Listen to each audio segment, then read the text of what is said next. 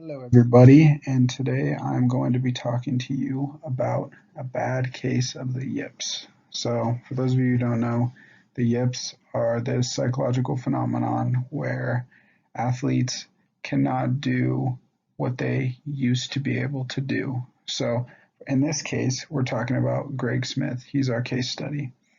Greg is a 56-year-old man who lives in northern Idaho, Coeur d'Alene to be exact.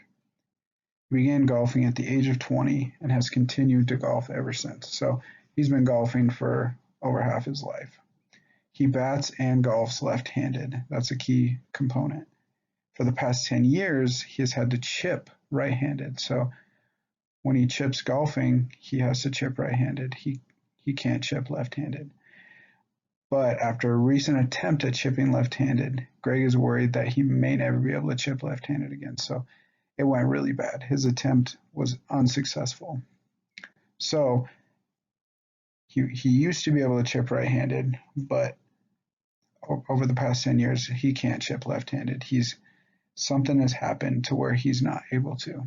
So the first thing I want to do to help Greg is use self-efficacy theory, and that is composed of four main things.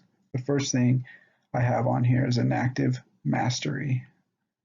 Then there's vicarious experience, verbal persuasion, and lastly, psychological arousal. So all these things kind of feed into self-efficacy. So the first one is performance outcomes. And this is positive and negative experiences can help to influence the ability of an individual to perform the task. So Greg has had a negative experience chipping with his left hand, and that kind of inhibits him to kind of do it again. So that's a huge issue.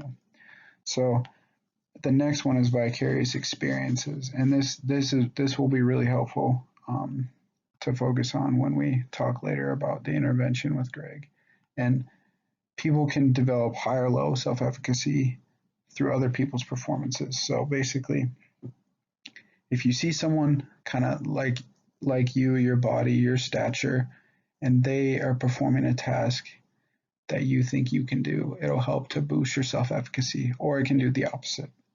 The next one is verbal persuasion, and this is influenced by the encouragement of others or the lack of encouragement, so this also helps kind of boost or not boost your self-efficacy.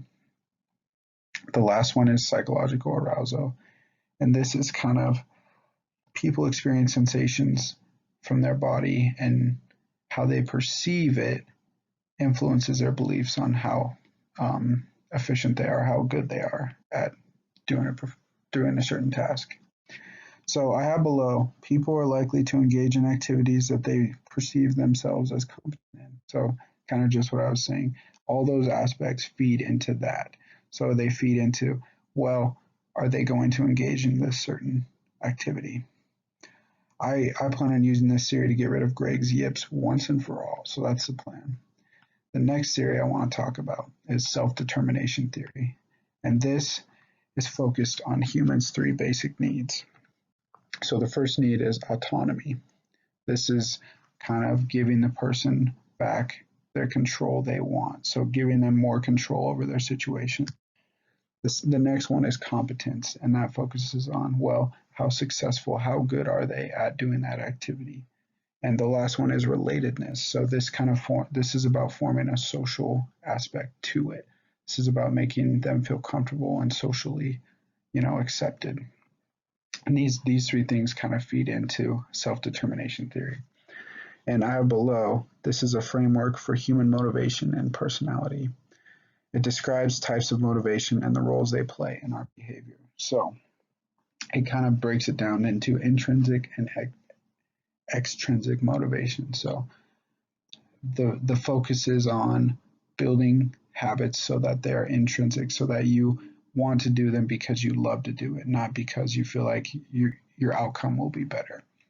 So I believe I can use both these theories to kind of help boost Greg's confidence and help him get back to chipping left-handed. So some obstacles that Greg's going to have to overcome. Well, a big obstacle is relearning how to chip left-handed. I mean, he's been chipping right-handed for 10 years now. So even if didn't have the yips, relearning how to swing a golf club is different. I mean, he swings a golf club left-handed with every other club, but chipping is not easy. So that's a big obstacle he's going to have to overcome. Another obstacle is he's going to fail. He's going to have to learn to deal with the initial failure of not being good. He's going to have to, emotionally cope with that. Another big obstacle is overcoming the mental barriers. So right now he's probably thinking, well, I shouldn't even try. I haven't been good at chipping left-handed. There's no point. It's a lost cause. So he's going to have to overcome that mental side. The last thing is finding sufficient time to work on chipping. He's an adult. He has a full-time job, so finding enough time in between his schedule to work on chipping is going to be huge. So a way he can overcome these obstacles is I will encourage him to practice left-handed. So easier said than done. When I'm not very good at something, it's hard to really stay motivated and practice. And it's hard when you're not seeing those initial results. That's why a lot of people don't go to the gym, is because they burn out. They think, well, I'm not seeing any results. There's no point, So it's keeping him going. Another way we can overcome is only chip left-handed during practice sessions. So kind of forcing yourself to chip left-handed instead of, when you're really having a down day and you want to build that confidence up, he would probably go and chip right-handed to kind of help boost his mental state. But focusing on only chipping left-handed will be huge. And keeping it to practice sessions, because if you just go out and start playing rounds of golf and chipping, it's gonna wear on you because it's different. Golf is so dependent on one swing and one hit, and practicing is a way safer environment to, experiment and do things like that. That leads into my next point: start small, start with practice. And we need to focus on keeping the practices relaxed, not too focused on perfection. So take the wins when we can get them and cut the losses. So if he chips a few good chips during a practice, that's a win. It's better than no good chips. Take what we can get, take every ounce of positive out of it. Set a couple hours each day dedicated to hitting balls at the driving range. I know that's tough with a busy schedule, but finding time to work on chipping is important. And if he set a schedule himself, that would make it to where he can really focus on that. So that leads into the intervention aspect of this. So let's apply these theories. So an aspect of self-efficacy theory is verbal persuasion. So this is really, really important because it really helps with his confidence.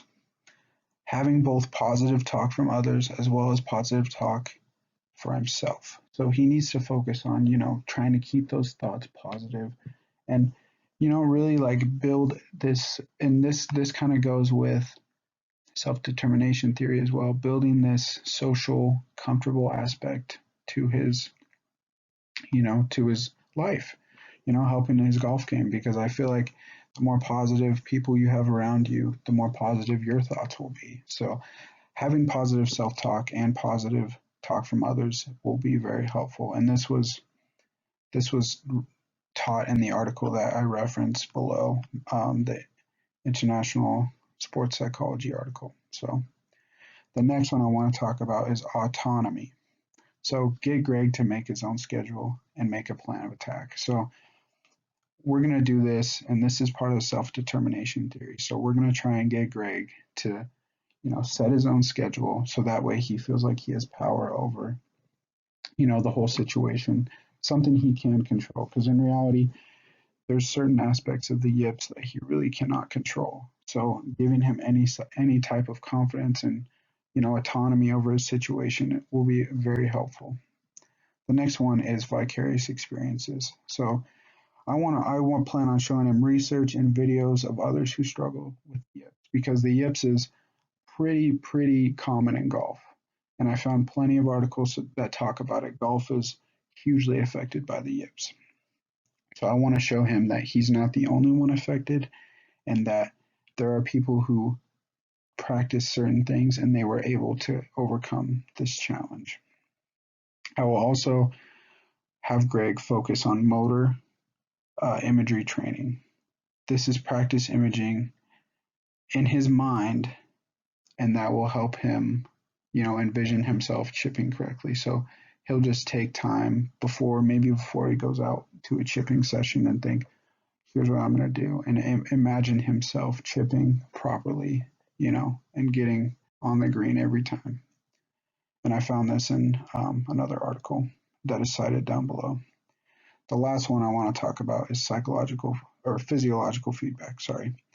Having Greg go through a pre-performance routine to relax him. So kind of what I talked about is he can add this imaging just before he goes, and or even it doesn't even have to be self-motor imaging. It can just be like maybe getting himself into a routine. Okay, this morning I'm going to wake up, have a cup of coffee, eat some breakfast, and then I'm going to go hit balls at this time. And after that, just kind of working himself into a comfortable routine that he makes, gives him autonomy, and this will kind of help, I believe, relax him. I know at least a lot of people feel better when they have a routine to fall back on and they have a set schedule. It kind of gives a structure to their day. So I believe this will help. And this is also cited in one of the articles down below. So with all that being said, I believe that using self-efficacy theory and self-determination theory, both of these I want to kind of mix together, and using other aspects from the class like goal setting and things like that, I want to make sure that Greg can overcome the yips, because from all the research I've done, the yips are not an easy thing to overcome. And if we can help him to kind of get past that mental barrier and that mental block, it will be huge for his golf game, and maybe he can even lower his handicap.